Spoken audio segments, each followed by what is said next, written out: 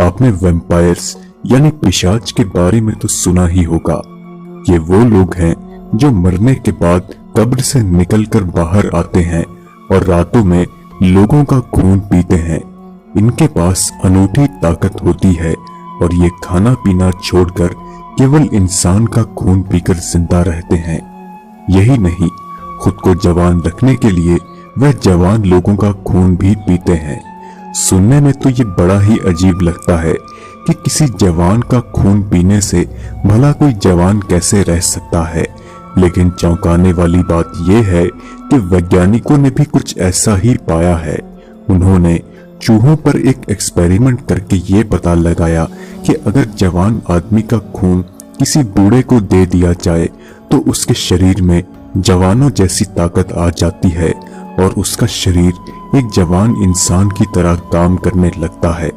इससे यह साफ साबित होता है कि वैम्पायर्स जवान लोगों के खून पीकर जवान रह सकते हैं। अब इसे चरित्रों के प्रति लोगों की उत्सुकता कहें या पागलपन, पर इनके जैसे दुनिया में कई लोग हैं जो खुद को वैम्पायर मानते हैं और इंसानी खून पीकर जिंदा रहते हैं। वैम्पायर्स के छोटे बड़े कई समूह अमेरिका, यूरोप और ऑस्ट्रेलिया जैसे देशों में पाए जाते हैं। लुइजियाना स्टेट यूनिवर्सिटी के शोधकर्ता जॉन एडगर ने अमेरिका में रियल वैम्पायर कम्युनिटी को करीब से जाना और उनकी जिंदगी को साझा किया। जॉन एडगर बताते हैं कि उन्होंने रियल वैम्पायरों के एक फीडिंग प्रोग्राम में हिस्सा लिया। ये एक ऐसा प्रोग्राम है जहां सभी वैम्पायर एक दूसरे से मिलते हैं और वहां कई डोनर्स यानी खून पिलाने वाले भी होते हैं। खून पीने के लिए वैम्पायर अपने डोनर की पीठ के ऊपरी हिस्से पर छोटा सा कट लगाते हैं और फिर अपने दानव जैसे दांतों से डोनर का खून पीते हैं। यही नहीं, कई वैम्पायर अपने डोनर के साथ शारीरिक संबंध भी बनाते हैं। जॉन ने बताया कि उन लोगों का बर्ताव काफी अलग सा होता है।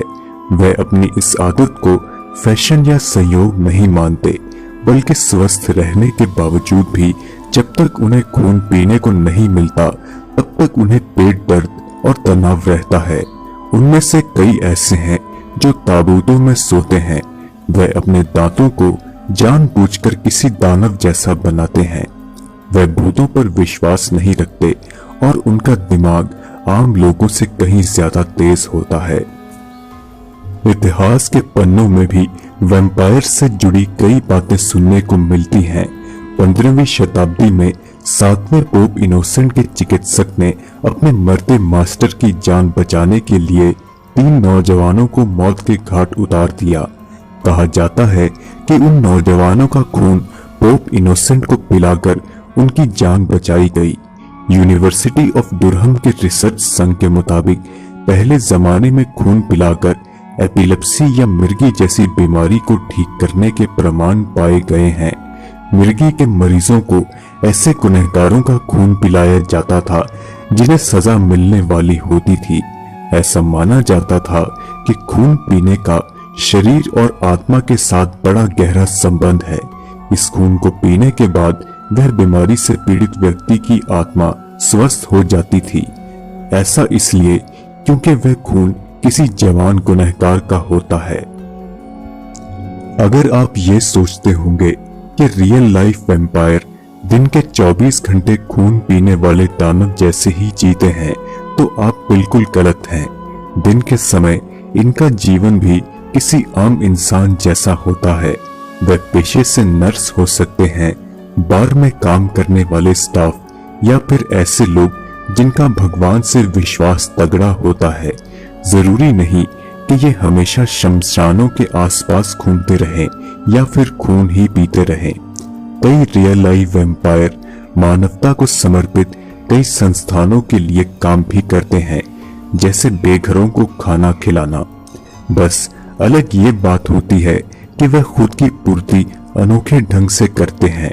वह मानते हैं कि अंदरूनी ताकत और शांति के लिए खून की जरूरत होती है।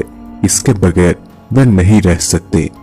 कुछ ऐसे वैम्पायर हैं जिनका मानना है कि खून की छोटी छोटी 7 खुराक या छोटा कप उनके पाचन तंत्र को ठीक रखता है।